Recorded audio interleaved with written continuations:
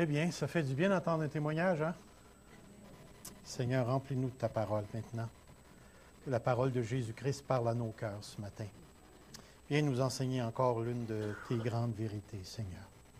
Dans le précieux nom de Jésus. Amen. Alors, depuis quelques semaines, on travaille sur un texte tout à fait particulier qui est la bénédiction d'Éphèse. À venir jusqu'ici, bien, on a vu deux choses fondamentales. La première, c'est que Dieu nous a bénis. Dieu nous a bénis de toute bénédiction spirituelle, c'est-à-dire bénédiction dans l'esprit. Et dans cette sphère de bénédiction, la première chose que Dieu nous a fait entrevoir à travers le texte de la lettre aux Éphésiens, c'est qu'il nous a choisis d'avance dans son amour avant la fondation du monde. Et ce choix a eu un impact sur chacun d'entre nous. Ce matin, nous sommes rassemblés à cause du choix d'un autre. C'est à cause de son choix ce matin que nous sommes ici. Et c'est pourquoi, dans la même lignée de pensée, j'aimerais qu'on puisse aborder l'autre portion du texte, c'est-à-dire le verset 5 et 6, qui nous parle encore de cette profonde bénédiction, de cette grande bénédiction que Dieu nous a accordée. Et ça se lit comme ceci. Il nous a prédestinés en son amour à être ses enfants d'adoption par Jésus-Christ, selon le bon plaisir de sa volonté, pour célébrer la gloire de sa grâce dont il nous a accordé ou favorisé ou gracié dans le bien-aimé. Dans le bien-aimé. Encore une fois, on est placé devant un texte qui n'est pas toujours facile à saisir. Quand vous entendez le mot prédestiné, vous pensez à quoi?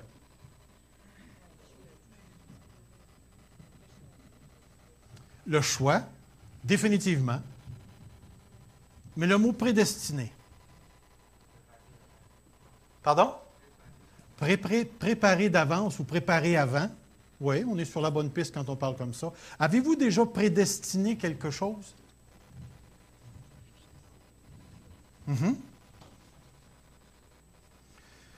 Quand je me suis marié, j'avais un certain montant d'argent. Et puis, on est allé acheter un jonc pour mon épouse. Et puis, ce que j'ai trouvé intéressant, c'est que le jonc était prédestiné à une dame bien particulière, Evelyne. Et on avait fait graver quelque chose dans le jonc. Hein? Tu te rappelles-tu, c'est quoi? C'est quoi? Ah. On avait fait graver le mot Dieu à l'intérieur de notre jonc. Et puis, ce jonc-là, lorsqu'il a été acheté, il y avait un deuxième nom dessus qui s'appelait Evelyne. Alors, quand vous comprenez le mot prédestiné, il faut bien saisir que la prédestination, c'est, je vais vous le mettre comme ceci. Le mot élection fait référence au choix. Le mot prédestination, qu'est-ce que vous avez dans le mot prédestination? Vous avez le mot destination, la destinée, c'est-à-dire ce vers quoi le choix se porte. Le jonc peut être donné pour plusieurs raisons. Dans le cas, c'était un jonc qui était prédestiné au mariage. Le jonc aurait pu être prédestiné, je ne sais pas moi, à un cadeau de graduation ou quelque chose comme ça. Mais lorsqu'on parle de prédestination, il est important pour nous de réaliser que le mot prédestiné fait référence à quelque chose qui est en avant, où ça s'en va vers un objectif tout à fait précis. Et le mot, d'ailleurs, qui est utilisé pour décrire la prédestination, vient d'une préposition qu'on appelle pro, qui veut dire avant la chose, puis orgizo, qui veut dire déclarer d'avance, connaître d'avance, appointer d'avance, ordonner d'avance. Alors, lorsque Dieu a fait le choix avant la fondation du monde, il n'a pas simplement choisi des personnes ici et là, il a choisi des personnes, mais il les a destinées d'avance à quelque chose de tout à fait particulier. Je ne sais pas si vous vous rendez compte, mais souvent dans les milieux plus pentecôtisants, on utilise le mot appel. C'est quoi ton appel? Qu'est-ce qu'on veut dire par c'est quoi ton appel? Avez-vous une petite idée? OK, quelque chose qui t'a été donné. Ta mission, ou ton ministère en particulier, ou c'est associé avec ton don en particulier. Moi, mon appel, c'est d'être un enseignant. Donc, je travaille avec vos cerveaux. Intéressant, hein? Alors, on a un peu la même notion lorsqu'on parle de la prédestination. C'est ce geste par lequel Dieu destine une personne à quelque chose. Et c'est pour ça que dans l'Ancien Testament, le verbe est souvent traduit par appointer quelqu'un. Prédestiner, c'est-à-dire placer quelqu'un, appointer, ordonner quelqu'un vers un but, un objectif, une tâche. Et dans l'Ancien Testament, il y a plusieurs choses et personnes qui ont été appointées. Mais lorsqu'on arrive dans le Nouveau Testament, savez-vous que le mot prédestiné, ce n'est pas un mot très, très populaire dans le Nouveau Testament? Le mot revient 1, 2, 3, 4, 5, 6 fois dans tout le Nouveau Testament. Je vais vous mettre sur l'écran les versets où ça se trouve et je vais faire quelques petits commentaires, si on peut le partir. Je vais lire les textes avec vous. Remarquez quelque chose qui est très intéressant. Dans Actes 4, 28, il s'agit de la crucifixion de Jésus-Christ pour faire tout ce que ta main et ton conseil avaient prédestiné, avaient déterminé d'avance. Le verset 8, 29, ça nous concerne, nous.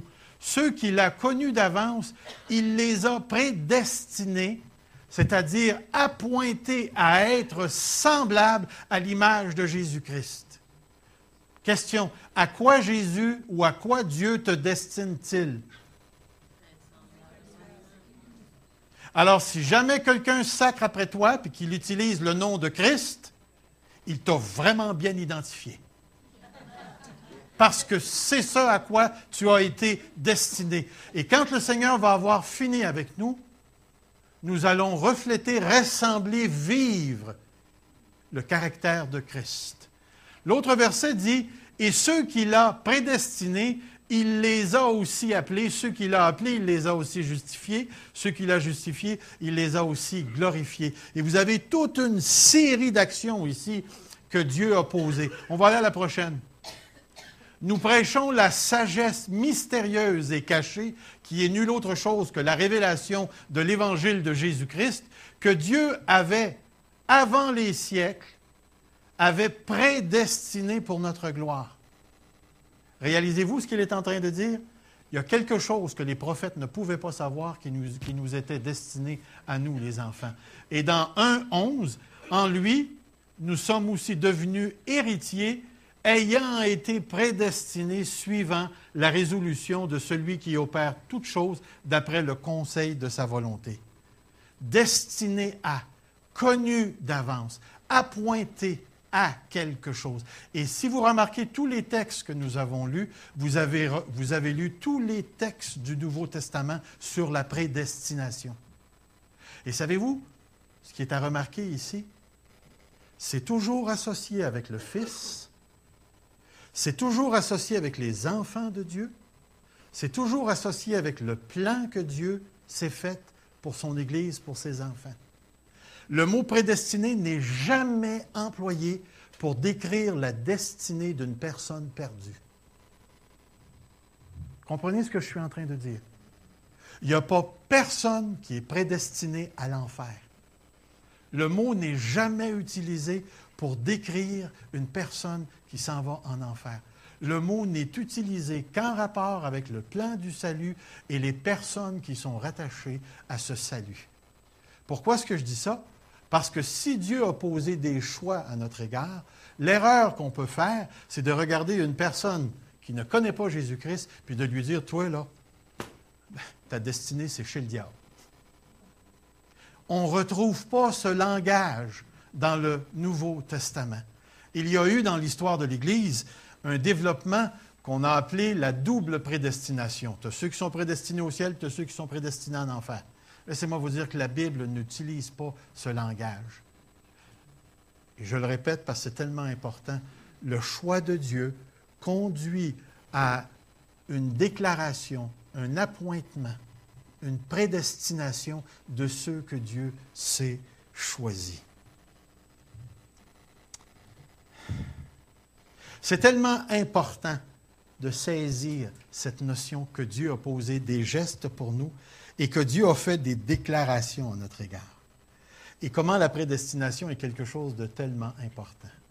Parce que c'est Dieu qui est à l'origine et c'est nous qui sommes l'objet de son choix. Le mot prédestiné, définitivement, parle d'une connaissance d'avance. J'aimerais vous donner un petit exemple ici. Plusieurs d'entre vous me connaissent sous mon rôle sérieux. Quelques-uns d'entre vous me connaissent sur mon vrai jour. J'aime beaucoup l'humour. Essayez de vous imaginer que vous arrivez chez moi et que vous me voyez en train de mettre une chaudière d'eau en haut d'une porte. Je la rouvre un petit peu, puis j'installe ma chaudière d'eau. Puis là, je vous dis, c'est pour Evelyne.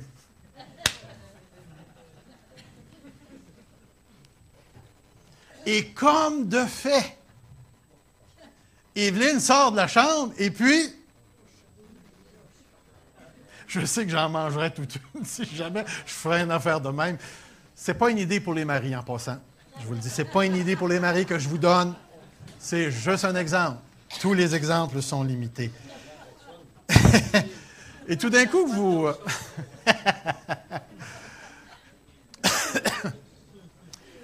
Et admettons que vous avez quelqu'un d'autre qui rentre dans la maison et puis qui dit « Ah, Evelyne est toute mouillée. Pourquoi est-ce qu'elle est mouillée? » Qu'allez-vous lui répondre?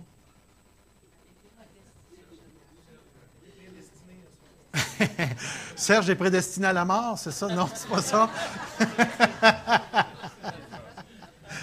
Bien, vous allez dire, écoute, le mari, Serge, a pris une chaudière, il l'a mis là en haut. Fait que lui, il s'en vient me voir, puis il nous dit, écoute, pourquoi est-ce que tu as mis une chaudière, puis que ta femme est mouillée?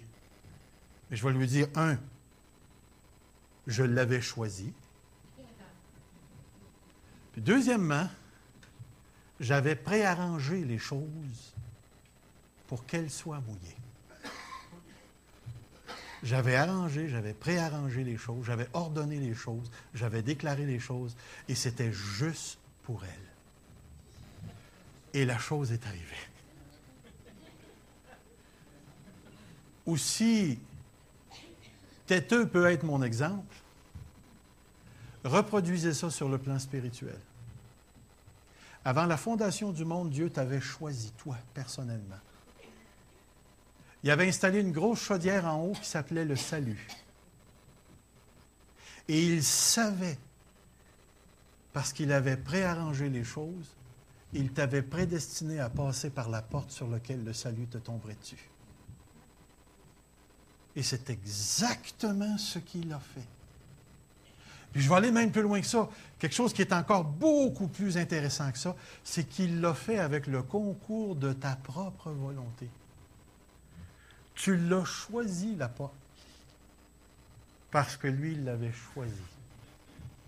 Et quelque part, lorsqu'on se met à réfléchir sur ça, on est en présence d'une décision divine avant les faits. Avant les faits. Puis j'aimerais vous dire qu'il ne faut pas passer trop vite par-dessus les faits. Avez-vous bien entendu le témoignage de Marjolaine ce matin? Elle a répété à quelques reprises, « Dieu fait ce qu'il veut. » Notre Seigneur fait ce qu'il veut. Ce qu'il veut. Le fait que Dieu fasse des décisions d'avance ou des déclarations d'avance est pour l'enfant de Dieu une grande sécurité. Parce que même si on s'arrête pour réfléchir sur ce concept de la prédestination où Dieu déclare des choses avant que les choses arrivent, c'est un réconfort pour nous parce que Dieu peut à n'importe quel moment donné déclarer des choses en ce qui nous concerne. J'aimerais vous donner un exemple pour vous montrer à quel point qu'il ne faut pas passer trop vite par-dessus le concept de la déclaration d'avance, le fait que Dieu préarrange des choses pour nous. Mon épouse et moi, on vient de vivre quelque chose de très, très, très intéressant. Ce que je vous apporte, c'est avec la permission de ma grande fille parce que ça la concerne. Ma grande fille, Mimi, a perdu son emploi il y a, en décembre 2008. OK. En décembre 2008, elle a perdu son emploi. Alors, quand un enfant perd son moyen de vivre, c'est certain que nous, les parents, on est affectés. Alors, tout de suite, Evelyne et moi, on s'est mis en prière. Et on a demandé à Dieu de donner à notre fille un emploi. C'est pas arrivé. C'est pas arrivé parce qu'on l'a demandé le samedi, puis nous, on voulait qu'elle ait un emploi le lundi. Mais c'est pas arrivé. Mais qu'est-ce qui arrive dans un cas comme ça quand tu n'as pas d'argent? Qui paye le loyer? Qui paye la nourriture? C'est papi et maman. Pour aider. Parce qu'on veut qu'elle se réalise, puis qu'elle atteigne ses buts, puis qu'elle continue à l'université, et tralala, et tralala. OK, Seigneur, on va payer pendant un mois. Au bout d'un mois, tu as prié tout le mois, puis rendu le premier de l'autre mois, tu veux qu'elle ait un emploi. Elle n'a pas. Et là, tu te dis encore, eh bien, Seigneur, on te prie qu'elle ait un emploi, puis elle n'a pas, puis on paye. Ça a pris combien de temps, chérie? Jusqu'à ce que Dieu me parle? Non, c'est ça, c'est jusqu'à ce que Dieu te parle. C'est le mois de mars. Le mois de février. En février qui t'a dit ça? OK. Début mars. Oui, je pense que c'est plus au début de mars. En décembre, elle perd son emploi. On commence à payer en janvier. En février, on paye. Au mois de mars, finalement, Dieu nous répond. Et savez-vous ce qu'il nous dit? Super! Il nous demande de le louer. De louer Dieu. Puis nous autres, on comprend, parce que c'est la réponse à notre prière. Loue-moi parce que j'ai trouvé un emploi pour ta fille. On commence à louer, puis on sait qu'elle n'a pas d'emploi, mais elle va en avoir un lundi prochain. Lundi d'après, ça n'arrive pas. Et là, nous autres, on commence à louer. Hey, on est là comme ça, là. On loue comme ça, Seigneur, alléluia. Puis là, on loue comme ça, puis on loue comme ça, puis on loue comme ça, puis on loue comme ça, puis on loue comme ça, puis finalement, on se ramasse comme ça, puis on dit, Seigneur, tout ce temps-là, Seigneur, on essaie de te louer, mais il ne se passe rien. Super intéressant. On est rendu au début de mai, elle a trouvé un emploi et elle commence le 20 mai. Alors, il fallait louer Dieu et payer. Ce que je veux vous emmener à voir à travers cet exemple-là, c'est que les déclarations que Dieu fait d'avance ne veulent pas dire qu'elles arrivent nécessairement ou elles se réalisent à l'heure où nous, on a décidé. Et je vais vous dire une autre chose que je crois réellement. Je crois que le fait qu'on est obligé de louer Dieu en continuant de payer, c'était exactement ce que Dieu voulait nous enseigner à moi et Evelyne. Qu'il n'y avait pas juste Mimi dans ça, il y avait Evelyne et moi, qui aviez besoin d'apprendre comment ça marche et de s'attendre. Et puis, lorsque Dieu nous demande de louer, tu loues, peu importe les conséquences, peu importe la situation, peu importe où tu te trouves. Quand Dieu dit loue, tu loues. Même si ça ne marche pas exactement selon les plans que tu t'es fixés à toi. Savez-vous pourquoi? Parce que quelque part dans le temps, Dieu a fait une décision qui va se réaliser là, tout à l'heure. Puis de l'espace entre là et là, Dieu ne te l'a pas dit. Mais Dieu s'en sert pour ta formation spirituelle. Pourquoi est-ce que je vous dis ça ce matin? C'est parce que le texte nous dit que Dieu fait des décisions d'avance. Et j'aimerais vous emmener, ça c'est un exemple très terre à terre pour moi et Evelyne. dans notre famille. J'en ai parlé avec ma fille aussi et tout ça. Puis, ce qui est intéressant, c'est qu'elle a été appelée pour une entrevue, puis elle n'a pas été choisie. Puis c'est la même compagnie qui l'a rappelée plus tard pour la prendre. Dieu avait préarrangé les choses. Maintenant, j'aimerais vous poser cette question. Pensez-vous que Dieu est en train de préarranger quelque chose pour nous autres? J'aimerais vous raconter une petite histoire qui s'est passée dans cette assemblée depuis quelque temps. Vous vous rappelez, depuis quelques mois, on s'était engagé à faire les bureaux de l'autre côté. On voulait récupérer les taxes. Vous vous rappelez? Le motif, les taxes, si on prend possession de la bâtisse et ainsi de suite. Et les choses ne semblent pas bouger. À un certain moment donné, il est venu dans l'Assemblée l'idée de la possibilité de déménager. Alors, on a mis le projet en veilleuse. On a des hommes qui ont travaillé sur le projet. On est allé voir des agents d'immeubles. On est allé voir des curés pour voir s'il y avait des églises catholiques et tout. Et puis, on s'est fait dire non sur toute la ligne. Mais on est allé sonder le terrain pendant un bout de temps. Et là, moi, j'étais... Je suis obligé de vous le dire, je n'ai pas le choix. J'étais dans mon bain. Puis j'étais en train de lire la parole. En tout cas, si jamais vous êtes invité chez moi, là, puis vous allez dans la chambre de bain, imposez les mains au bain. Ça a l'air que c'est un lieu sacré maintenant. Mais durant le temps que j'étais là, tout d'un coup, j'ai eu vous savez, ce genre de flash que tu ne sais pas si ça vient de Dieu, mais tu sais que ça ne vient pas de toi. Puis tu n'es pas trop certain. Oui, c'est un splash, oui. Puis, ça m'a dit, c'est pas que ça m'a dit avec des paroles, c'est une image qui est venue. Puis ça a passé, pouf, vite, vite, vite. Puis l'idée, c'est que le vrai besoin, c'est l'espace. C'est pas les bureaux, c'est l'espace. On est trop serré, on manque de place. Et là, ça a cliqué. Faut défoncer le mur. Faut défoncer le mur. Je me suis levé de là avec une conviction personnelle que j'ai trouvée très intéressante.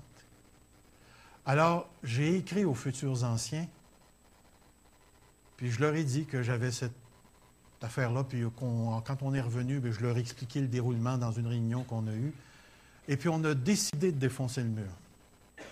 Là, ça se passe il y a 2 semaines.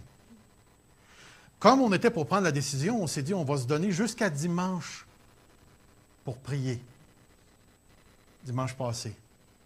Notre frère Stéphane, durant la nuit de samedi, le Seigneur lui a parlé à travers du texte de Saül, qui avait sacrifié trop vite le sacrifice, puis il n'avait pas attendu que Samuel arrive. Et les conséquences ont été catastrophiques pour lui. Puis en plus de ça, le Seigneur lui a dit d'aller lire la lettre que j'avais écrite. Et Stéphane a lu la lettre, puis vous savez, quand ça arrive vers 2-3 heures du matin, il nous disait « Tu ne veux pas te lever ». Mais ça l'a dérangé jusqu'à 5 heures du matin. À 5 heures du matin, il s'est levé, puis il est allé dans la poubelle chercher ma lettre. Hein, ça dit gros à propos de moi, ça. Il est allé chercher ma lettre dans la poubelle. Il l'a relue à la lumière, puis il est arrivé le matin à l'Assemblée, parce qu'on était pour se réunir. Vous vous l'appelez, j'ai demandé aux futurs anciens de nous rencontrer, de me rencontrer en haut. Et il a emmené Gabriel avec lui. Là, on s'est mis à jaser. Puis j'ai posé la question. As-tu prié cette semaine? Et chacun d'entre nous, on n'avait pas prié. On n'avait pas prié. On n'avait pas prié, pas parce qu'on n'avait pas la conviction, mais parce qu'on savait qu'on a besoin d'espace. Le besoin. Puis dans notre conversation, quand j'écoutais parler les hommes, j'ai réalisé qu'il y avait quelque chose d'autre que Dieu était en train de faire.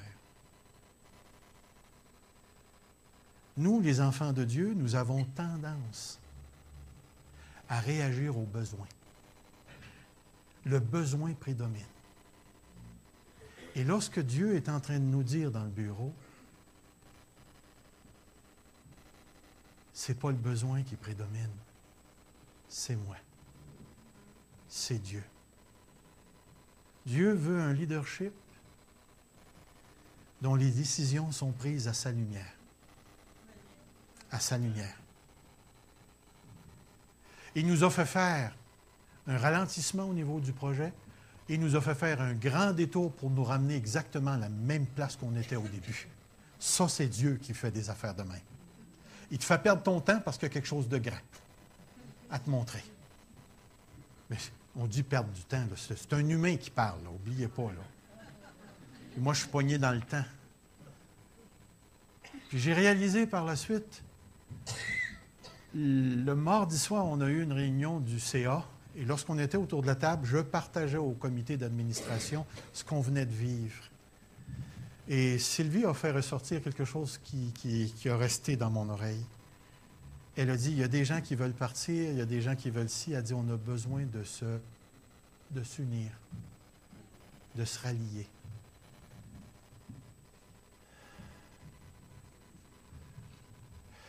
Je réalise de plus en plus, frères et sœurs, que si Dieu nous appelle, il a déjà déterminé, prédestiné des moments tout à fait particuliers dans la vie de notre assemblée. Et nous sommes appelés à nous mettre ensemble d'un même pas pour que nos cœurs fonctionnent ensemble. Avez-vous remarqué une chose, surtout quand vous lisez les livres d'Esther, ou le livre de Néhémie, ou le livre de, c'est quoi l'autre, Esdras, vous avez une expression qui revient dans ces livres-là, qui ne revient pas ailleurs, comme un seul homme. La foule était rassemblée comme un seul homme. C'est-à-dire que tous les cœurs étaient réunis. Puis vous remarquez qu'à toutes les fois que l'expression est utilisée, il y a toujours un projet à réaliser.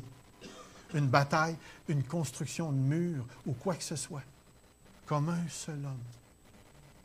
Dieu avait appointé ce moment-là. Il avait appointé ses leaders. Il avait appointé le peuple à des moments tout à fait précis dans l'histoire d'Israël. Nous arrivons à l'un de ces moments dans notre vie d'Église. Tout ce que je veux vous communiquer par ça, je crois que Dieu est en train de nous emmener en tant qu'Église à faire un autre pas qui n'est pas juste un pas de se rajouter de l'espace. C'est comme si la notion de l'espace, c'est évident, on en a besoin. Mais c'est comme si c'est les dessous qu'il y a dans cet espace-là qu'il ne faut pas manquer. Il faut que le peuple de Dieu soit rallié. Et ce ralliement-là, j'ai comme l'impression, correct, il y a un projet d'agrandissement, c'est bien ça, c'est bien correct. Mais c'est comme si ce ralliement-là, c'est un ralliement de cœur qui déclenche les ressources spirituelles de l'esprit dans une assemblée. Et j'ai vivement l'impression qu'on arrive à un point où tous les trésors que Dieu a placés dans chacun de nos cœurs, je suis convaincu qu'il y a des gens qui ont le don des miracles ici. Mais ça ne marche pas. Il y a des gens qui ont des dons prophétiques et ça ne fonctionne pas pour l'instant. Et c'est pour ça que je vous dis, si on s'arrête aux besoins, on manque le bateau. Écoutez, Dieu est propriétaire de toute la terre. S'il veut nous donner le palace, il va nous le donner. Il n'y a rien qui peut empêcher parce que Dieu fait ce qu'il veut. Il parle et la chose arrive. C'est pour ça que je vous dis, on a besoin d'espace. Mais j'ai comme l'impression qu'il y a quelque chose en dessous de cet espace-là qui est bien plus grand que juste l'espace. Et on doit prendre le temps de sonder nos cœurs. Parce que ça fait des années qu'on prie pour la conversion de Granby. Ça fait des années qu'on prie pour une manifestation de Dieu. Ça l'a prié de tous bords, de tous côtés. Et j'ai l'impression qu'on est en train de poser les pas. Cette semaine, je vivais quelque chose personnel, intérieur, de particulier, qui n'était pas positif. Et puis, soudainement, ce que Dieu m'a monté en 99 est revenu à la pensée. Vous rappelez-vous, en 2005, quand Gilles il m'a demandé de prêcher sur la vision, puis je ne savais pas que je devais prêcher sur la vision. Durant la semaine, Dieu m'avait montré deux choses. Il m'avait dit, Sherbrooke est un détour. Il m'avait dit, Granby, c'est la deuxième étape. Dieu m'a rappelé cette semaine qu'il y a une troisième étape. La troisième étape, c'est le grand rideau qui se tasse. Puis vous savez, quand un rideau se tasse, qu'est-ce qui se passe sur la scène? Le show commence. Et là, j'ai vu des milliers de personnes. Et la parole de Dieu qui a dit à ce moment-là, le Québec est dans la mort, lève-toi, ô homme de Dieu. J'ai l'impression que nous allons participer bientôt à réaliser cette réalité. Et c'est pour ça, ce matin, le texte est tellement approprié, où le texte nous emmène en dessous de la scène pour nous montrer comment Dieu nous a prédestinés, nous a choisis et nous a appointés à quelque chose. Je ferme la parenthèse avec les exemples. Dieu nous a appointés à quoi? Dieu nous a appointés à quoi? Regardez bien le texte. Il nous a prédestinés par Jésus-Christ à être enfants d'adoption. Enfants d'adoption. Saviez-vous que la Bible parle de 2 sortes d'enfants? Regardez bien les textes, on va tourner. Vas-y. Regardez les mots en rouge. Nous tous aussi, nous étions de leur nom, mais nous vivions autrefois selon les convoitises de notre chair, accomplissant les volontés de la chair et de nos pensées, et nous étions par nature des enfants de colère comme les autres. Nous étions des enfants de colère. L'autre texte, que personne ne vous séduise par de vains discours, car c'est à cause de ces choses que la colère de Dieu vient sur les fils de la rébellion. Colère, rébellion. Prochaine. C'est par là que se font connaître les enfants de Dieu et les enfants du diable. Intéressant. Matthieu 23, 15. Malheur à vous, scribes, pharisiens, hypocrites, parce que vous courez la mer et la terre pour faire un prosélyte, et quand il l'est devenu, vous en faites un fils de la géhenne. Vous savez ce que le mot géhenne représente? Un fils de l'enfer. 2 Pierre, il dit, ils ont les yeux pleins d'adultère, insatiables de péché, ils amorcent les âmes mal affermies, ils ont le cœur exercé à la cupidité, ce sont des enfants de malédiction. La Bible reconnaît, sous différents thèmes, titres, que ceux qui sont en dehors de Christ sont sous la colère, dans la rébellion, dans la malédiction, sous l'influence du malin. Mais la parole de Dieu nous parle d'un autre type. Mais tous ceux qui l'ont reçu, elle a donné le pouvoir de devenir enfants de Dieu. Puis regardez bien le mot « devenir ». Il n'y a personne qui naît au monde enfant de Dieu. Personne qui vient au monde enfant de Dieu. Même nous, les chrétiens, quand nous avons des enfants, ce ne sont pas des enfants de Dieu. C'est tellement important de saisir cette vérité-là. L'enfant a besoin de se convertir, lui aussi, à un moment donné dans son développement. Toutefois, la parole de Dieu nous dit que ceux qui sont proches sont sanctifiés. Mais il faut bien s'entendre. Le mot « sanctifié » puis « sauvé » ne veut pas dire la même chose. Ensuite, il dit « Voyez quel amour le Père nous a donné, puisque nous sommes appelés enfants de Dieu. » C'est-à-dire, dans son amour, le Père a préparé quelque chose. Il a préparé un salut, il nous a destinés et il nous a adoptés dans sa famille.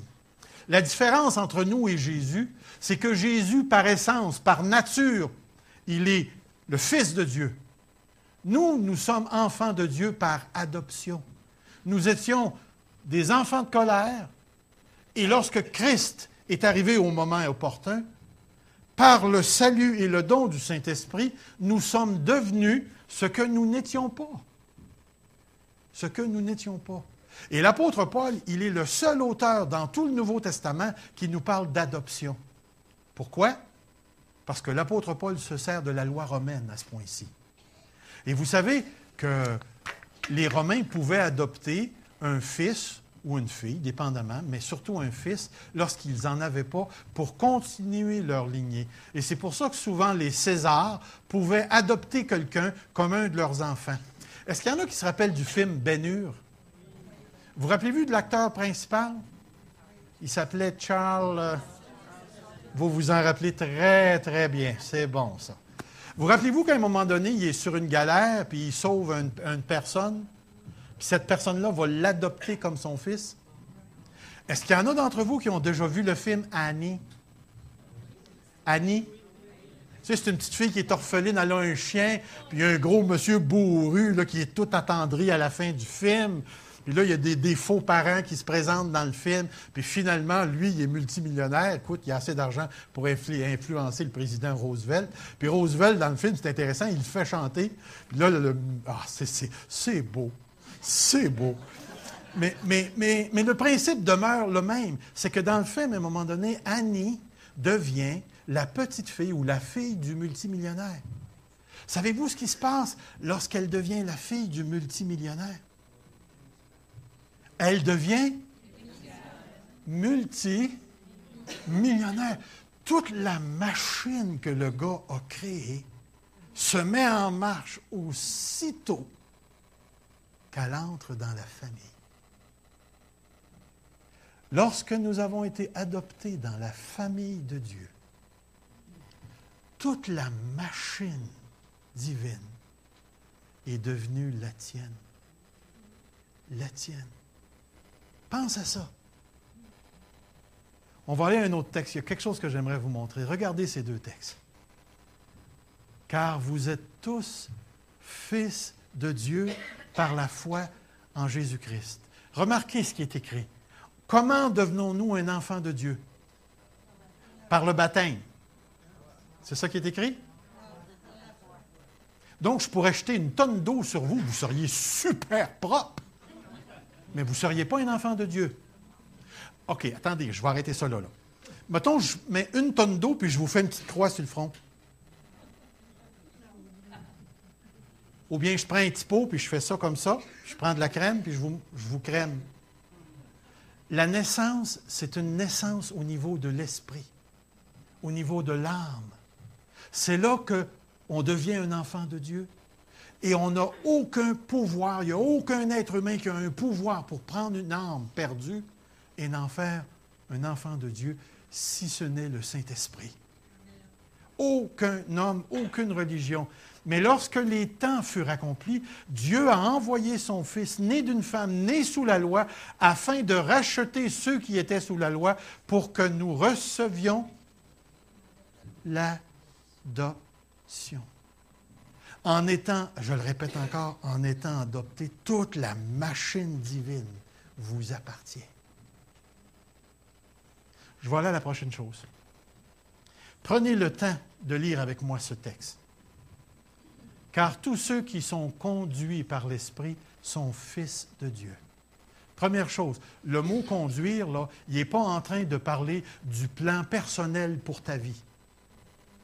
Il est en train de parler du moteur moral qui guide ta vie. Une personne qui n'a pas l'Esprit de Dieu, elle est conduite par qui? Par quoi? Elle est en dehors de Dieu, elle est conduite par le péché, la mort, la chair, le diable. Mais celui qui est en Jésus, il est conduit par quoi? Ça n'existe pas un enfant de Dieu qui n'est pas conduit par l'Esprit. Par l'Esprit de Dieu. Et vous n'avez pas reçu un esprit de servitude. Le péché conduit à l'esclavage du péché. L'esprit de servitude pour être encore dans la crainte. Quand Jésus va revenir, il va faire peur à bien du monde parce qu'ils sont encore dans l'esclavage. Mais vous avez reçu un esprit d'adoption. Maintenant, vous êtes membre de la famille de Dieu, par lequel nous crions « Abba, Père ». Deuxième chose que je veux faire ressortir du témoignage de notre sœur ce matin. Avez-vous remarqué, elle a dit un morceau de casse-tête qui a commencé à s'enlever. Elle ne pouvait pas le tolérer. Éventuellement, le morceau de casse-tête a repris sa place. Regardez le morceau de casse-tête. Un esprit d'adoption par lequel nous crions « Abba ». Il y a quelque chose en dedans de nous qu'on n'est plus capable d'effacer parce que l'Esprit rend témoignage à notre esprit que nous sommes enfants de Dieu. Et maintenant, ce cri-là, il est tatoué sur l'âme, sur l'esprit, sur le cœur. Et à toutes les fois qu'on est à risque d'abandonner, ce cri-là se fait sentir. Parce que c'est ce que je suis maintenant. Je suis un enfant de Dieu. Je ne suis plus un enfant de la colère. Je ne suis plus un enfant de la malédiction. Je ne suis plus un enfant de la rébellion. J'ai ce tatou spirituel de l'esprit dans mon âme qui fait que je connais mon Père. Et des fois, quand ça va super mal dans ma vie, ça se met à crier en dedans. « Père, t'es où? » Là, il te répond Plusieurs mois plus tard, je suis là. J'ai toujours été là. Je ne t'ai jamais abandonné. Regardez la suite du texte. L'Esprit lui-même rend témoignage à notre esprit que nous sommes enfants de Dieu. Tous les enfants de Dieu ont ce témoignage. Or, si nous sommes enfants de Dieu, nous sommes aussi héritiers, héritiers de Dieu et co-héritiers de Christ. Si toutefois nous souffrons avec lui afin d'être glorifiés avec lui. Frères et sœurs, le ciel m'appartient. Je vous invite, oui, vous pourrez venir chez nous. Le ciel nous appartient. J'aimerais terminer avec 4 choses, les implications. Comme enfants de Dieu, nous ne marchons plus au tambour du monde. Nous ne serons plus jamais à l'aise dans le monde. Et laisse-moi te dire ceci, chrétien. Si tu te sens bien dans le monde, tu vas te sentir mal dans l'Église. Tu ne peux pas te sentir bien dans le monde. Tous les chrétiens qui jouent à la cachette se sentent mal. Se sentent mal. Mais il y a quelque chose en dedans de toi qui est plus grand. Regardez ce qu'il dit. Nous sommes conduits par un moteur qui n'est pas de ce monde. Même si j'essayais d'expliquer aux gens, puis je leur dis, je ne peux plus marcher selon ton code d'éthique, ton code moral. Il y a quelque chose en dedans de moi qui reconnaît le bien, puis il y a quelque chose en dedans de moi qui reconnaît le mal. On ne pourra pas me vendre que le mal est bien. L'Esprit de Dieu parle. Nous sommes liés d'un lien qui enlève la peur, de sorte que nous aspirons à Dieu. Ce matin, dans les chants, Martin a fait un chant, c'est marqué « plus de Dieu ».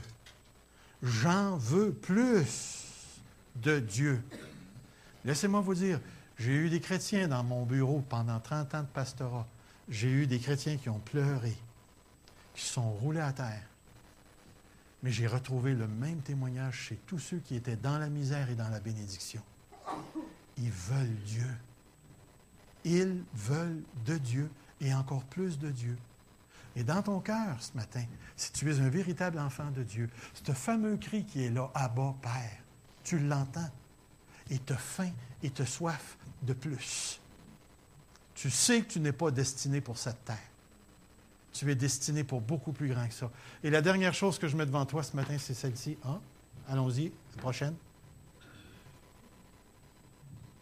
Nous sommes marqués intérieurement d'une preuve qui établit incontestablement notre lien avec Dieu. L'Esprit rend témoignage.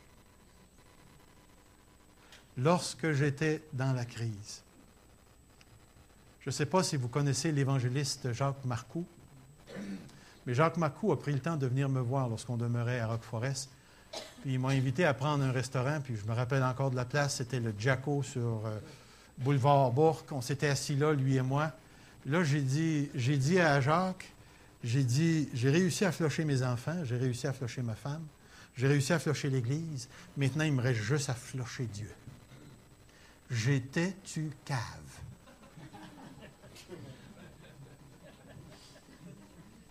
Je vais vous dire pourquoi. Essaye de t'imaginer un gars. Je ne sais pas s'il y en a qui vont à chasse. Moi, je n'y vais pas à chasse.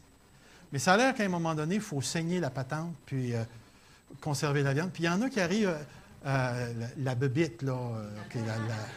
La bebite, c'est ça, la patente. Puis il y en a qui arrivent à enlever la peau. Tu sais, ils enlèvent la peau. Je vais vous poser la question. Vous êtes-vous essayé de vous enlever la peau?